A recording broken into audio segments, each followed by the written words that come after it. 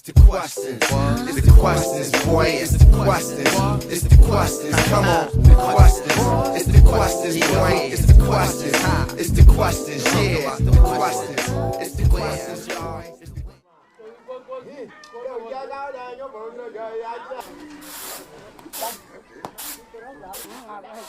Apart from the daily chores, the women occupy a very important position in the social structure of the Ubi. As in the majority of the 60 or so different ethnic groups that live in the Ivory Coast, the women form secret societies which have a decisive influence in the village. In their meetings, which no man may attend, they deal with matters exclusive to women, though their attention has been centered on just one subject for some time now. In the main cities of the Ivory Coast, associations have been formed to eradicate the barbarous traditional practices, the mutilation of female sex organs. Periodically, women from these associations travel to the most remote villages to speak with the leaders of the secret societies and to try to convince them to abandon this custom.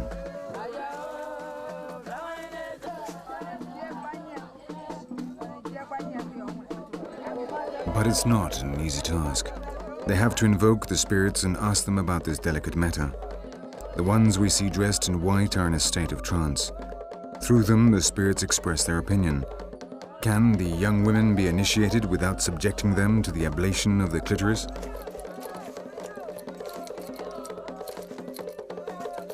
After a period in the forest where they learn the traditional codes, the esoteric secrets and the rules of how to be good wives and mothers, the young girls are taken to the house where the operation is performed and their clitoris removed. A year later, the initiated dance in the village square.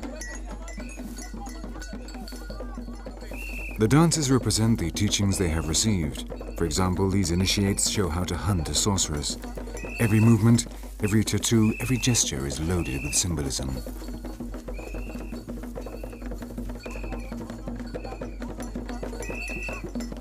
The leaders of the Women's Society preside over the dances. They dress in white because they are possessed by the protective spirits who have come to see if the young women have assimilated the process of initiation.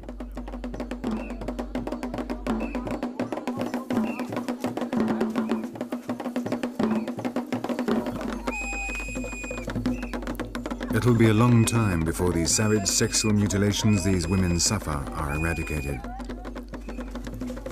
It is calculated that at present over 60 million African women are affected by these practices.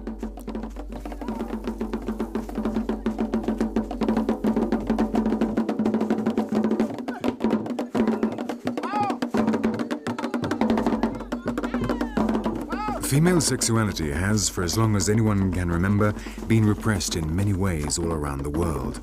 In Europe during the Middle Ages, women were forced to wear chastity belts, and clitoridectomy was used as a drastic means to prevent masturbation.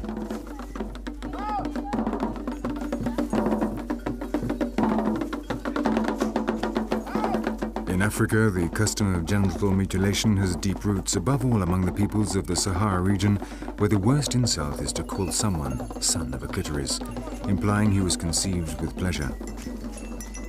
But here it is performed not simply on the orders of a suspicious husband, as was the case with the chastity belt, but rather as a social symbol in which the women themselves participate.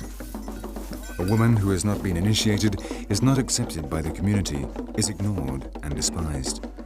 Today, the greatest defenders of this practice are precisely the women who have undergone the operation, perhaps wanting the young women to suffer as they have. What is certain is that though the majority of African governments now recommend that these customs be abandoned, few dare to prohibit them.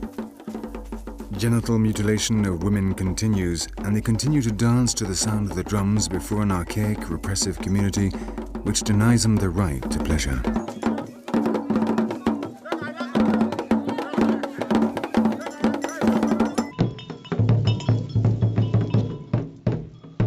It's the questions,